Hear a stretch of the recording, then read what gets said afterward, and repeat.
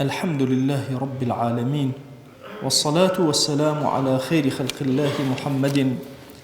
وعلى آله وأصحابه الكرام وتابعيهم بإحسان إلى يوم الدين. ربنا أرنا الحق حقا وارزقنا اتباعه، وأرنا الباطل باطلا وارزقنا اجتنابه. ربنا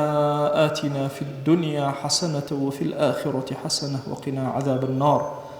أوصيكم عباد الله ونفسي قبلكم بتقوى الله وكثرة مخافته،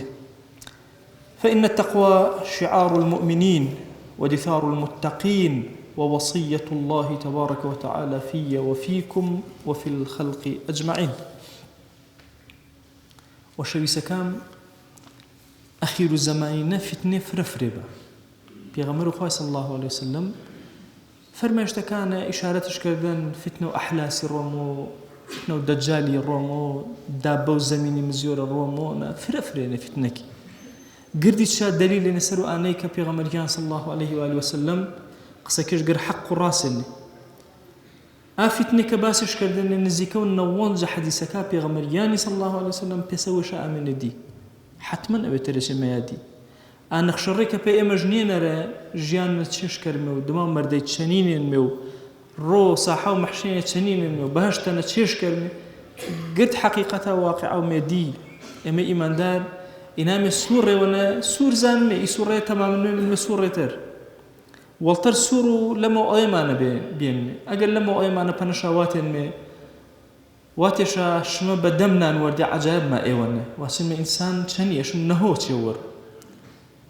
بلام إسا كأمام دلي واقعي زاناما فعلا قرانكاري قورما كان دروز بي عينا أباشي وازنا كاتك قناغي سينامي دوامنا من قناغي يرمي شنا مرحلة يرمنا عينا إنام اللي قبرنا مرحلة شوارمنا الزنيبي ميو دمائي بهشتن پیغمبر خواه صلی الله علیه وسلم شداد فرماو جاری وشا فرماواش فرد ترسو امتكم توشو دويت شوابا فرد چي نه ترسو واشا يا رسول الله صلى الله عليه وسلم إدوة شوات شيشنه فرماواش يوشا شركة يوشا شهوي خفيا يوشا أن الشريك بيخواه قرار با يوشا أن كشهوتي شاراوة أرزو بازي شاراوة شابو شداد فرماوه واتم يا رسول الله صلى الله عليه وسلم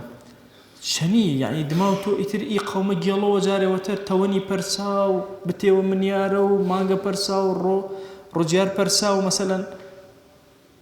واتش بيغمر صلى الله عليه وسلم نا كان شا ما ترسو شركي وتر هن توشجبا شرك الرياي هرمانا كرا هرماني خاص وزور خواج مكرا ضلشا غير خواج شنو كفرماجتو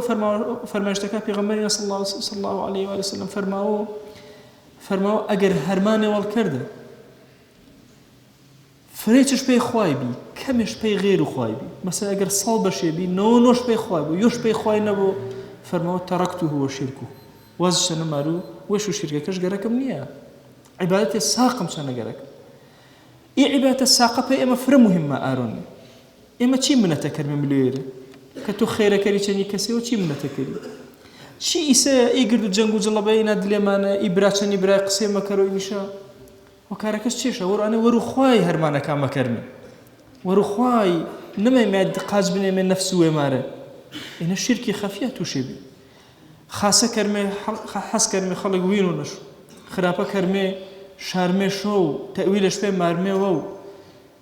دائما خلق أي خرابة كرو بسوق تماشش كرمي وما خرابة كرمي ما اسمه قيمة كرو إنسان توشو غلطي بو أنواع تأويل بيه ما مارمي فرماواج يكم تشينه كوابو الشركة كبيغمر صلى الله عليه وسلم ورش ترسانو سفرو كتبو عقيدو شي مارا بعض جا فكرك كباسو أنا كراك شريك بيه خواي قرار ما وشي شو وكا شريك بيه خواي قرار دا بيغمر صلى الله عليه وسلم فرماوانج أباشي وازو كوني دروز مبود لأمتين إيه أمتا تازا مستواكي فرا برزنا نيانا چاينا بلو سكابري وهندي ملي وبرسو تواني وبرسو تازا أنا شو تيبار كردن عقلو إنسانو إيمان داري أزادية فرا قورا جور جرتن تازا بأسانين ميراوار بلام توشو الريايبو دلشنا چني خواي چويتر قرار مونه حس کرو پي خلقي هرمانكي کرو تو پي خواش كره خلق ويج تەماشۆ هەرمانەکەڵ کەرە و وینۆش ئینسانی ئیماندارەشە فرە دڵ ساغ بۆ چەنی خوا بۆش فەرماوە شەهوەی خەفیە چێشە ماسو ئانە کە شەهوەت ئاما وەردەستا وتاوەنەش مەگەردێەوە پەلامارش مایدێ ئینە نەیە ئاشەهوەتە خەفیە ئارزوو بازێ پیسە کە دلێتانە دروست بوو وەرش تەرسۆ پێغەمبەر صلی الله عليه وسلم کەچی ئومەتەنە دروست بوو فەرماوە حتى ئینسانی چانە هەن ڕۆچێ بە زوان و ڕۆچێەوە فتعرض له شهوة من شهوات الدنيا فيفطر شهوة شهوتك الدنيا ما ورا سماش ما ورا دمج روسكيش ما روبينا وشهوتك اشم فرتشي دو خالنا اقام جيما هرمانا كما فرس ساقطي خواي كرمي ورامورو اي شهوات وارزو بازي بتابتيك ارونهن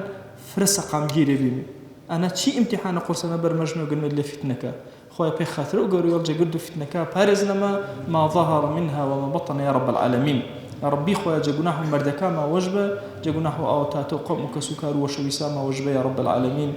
تايبد انا داو دعاء خير شاو نكردمي نوشي شاهن مشكله شاهن بلاي ناصر شاو خويا تو حكيم وقورني اما شاب خازن مي داوش اهل ايمزي يكر كدعاء شافي كرمي ما هوار بلا تو برس كرمي خويا قرفتك شحالي كرو شفا شافي كان وأوصيكم أيضا بالصلاة والسلام على رسول الله حيث أمر الله تبارك وتعالى في محكم تنزيله قائلا إن الله وملائكته يصلون على النبي يا أيها الذين آمنوا صلوا عليه وسلموا تسليما اللهم صل على سيدنا محمد وعلى آل سيدنا محمد وبارك على سيدنا محمد وعلى آل سيدنا محمد كما صليت وباركت على إبراهيم وعلى آل إبراهيم إنك حميد مجيد اللهم اغفر للمؤمنين والمؤمنات وللمسلمين والمسلمات ولمن أنشأ هذا المكان اللهم أعز الإسلام والمسلمين وأهلك الكفرة والملحدين اللهم انصر من نصر الدين واخذل يا رب من خذل الإسلام والمسلمين اللهم آت نفوسنا تقواها فزكها أنت خير من زكاها أنت وليها ومولاها آمين آمين والحمد لله رب العالمين أقم الصلاة يرحمك الله